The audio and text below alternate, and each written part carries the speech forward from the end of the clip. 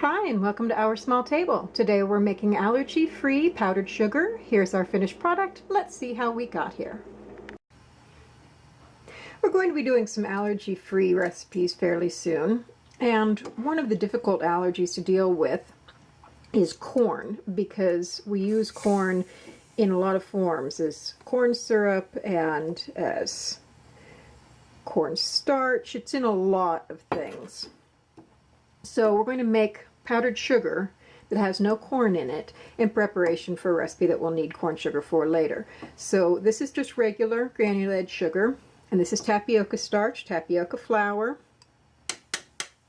If you're going to use a blender to do this recipe, you don't need to sift like this. This is just a way of getting the starch and the sugar well combined.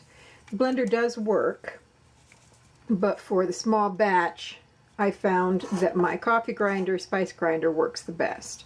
So I'm going to rearrange some things and I'll be right back. Absolutely the only problem with doing this in the coffee grinder, spice grinder is that it takes longer because you have to do it a little bit at a time. Whereas if you do it in the blender, you can do it all at once. I just like the results I got from the grinder the best. I tried using my mini food processor, since I've mentioned before how much I love my mini food processor, but it just wasn't grinding down fine enough. So we put a couple of spoonfuls in, or in the blender, all of it, and pulse.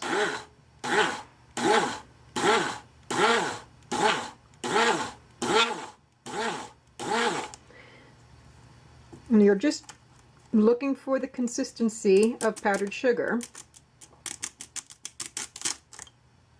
This needs to go down a little bit further.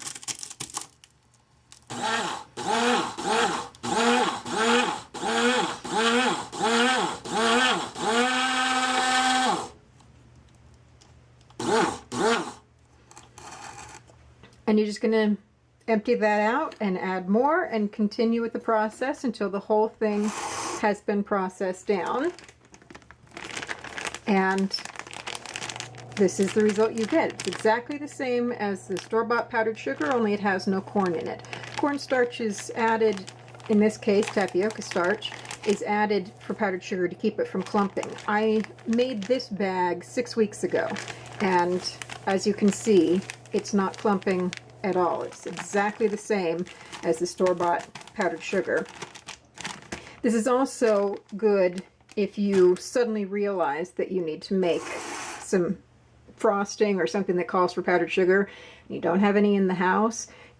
If you can make your own, then why go running out to the store, especially if you need to frost something that is currently in the oven. You can't leave the house while the oven is on. So this is just an extra thing that you can do at home. We'll be putting this to use in a future recipe. Thanks for joining me today at Our Small Table. This recipe is linked in the video description and is available at oursmalltable.com. Next time we'll have another preparation for our allergy-free series, and then we'll start getting into the recipes.